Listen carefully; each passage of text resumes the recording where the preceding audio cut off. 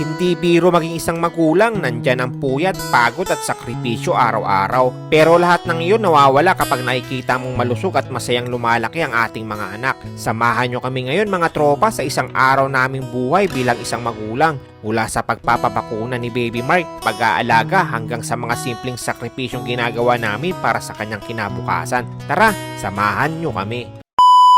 Maagang maaga pa lang ay gising na kami ni Mrs. at ni Baby Damulag namin dahil schedule na ng bakuna ni Baby Mark para sa hepabaksin. Kahit puyat at pagod, mas pinili namin pumila ng maaga para agad kaming makauwi at hindi na rin gaanong mainitan si Baby. Alam naman natin sa sobrang init ng panahon at ramdam talaga ng mga sanggol ang init kaya minsan irritable sila at iyakin lalo na kapag bakunahan pa. Habang nasa pila kami, tahimik lang naming inoobserbahan si Baby Mark. Kakatuwang isipin na kahit isang buwan pa lang siya ay malakas na ang katawan niya. Tumitimbang na siya ng 5.4 kilos at kaya na niyang iangat at ibalanse ng kaunti ang kanyang ulo. Bilang magulang, ibang set talaga ang makita mong lumalaking malusog at masigla ang iyong anak. 5.4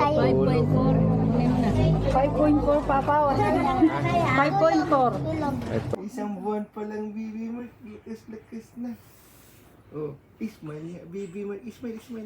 Habang naghihintay, tumambay muna kami sa gilid kung saan mahangin at hindi pa masyadong mainit ang araw. Doon ko naisip kung gaano kahalaga ang simpleng pag-aalaga sa mga bata habang sila'y sanggol pa lamang. Mahina pa kasi ang kanilang resistensya kaya kailangan talagang alagaan at protektahan sila laban sa sakit. Isa sa mga pinakamasayang desisyon namin ni Mrs. ay piliing mag-breastfeeding para kay Baby Mark. Tutungang walang makakatalo sa sustansya at benepisyong galing sa gatas ng ina. Hindi lang ito pagkain ng sanggol kundi proteksyon din laban sa iba't ibang sakit. Ayon sa rekomendasyon ng World Health Organization o WHO at ng Department of Health o DOH, mas mainam ang exclusive breastfeeding sa unang 6 na buwan ng sanggol. Ibig sabihin, gatas lang ng ina ang dapat inumin ng baby, walang tubig, juice o ibang pagkain muna. Malaki ang naitutulong ng breast milk dahil puno ito ng antibodies na nagsisilbing natural na panlaban ng katawan laban sa infeksyon, pulmonya at pagtatae. Bukod doon, nakakatulong din ito upang maiwasan ang pagkabansot o stunting o mas mapapaunlad pa ang pag-iisip at paglaki ng bata habang tumatanda siya. Naisip ko rin habang karga ko si Baby Mark na hindi madaling maging magulang, kailangan ng tiyaga, puyat, sakripisyo at walang sawang pag-aalaga. Minsan iiyak ang bata buong gabi lalo na kapag nilalagnat matapos mabakunahan. Kaya pagkatapos naming mapabakunahan si Baby ay dumiretso agad kami sa butika para bumili ng gamot kung sakaling lalagnatin siya. Mas mabuti ng handa kaysa mataranta sa madaling araw kapag sarado na ang mga butika.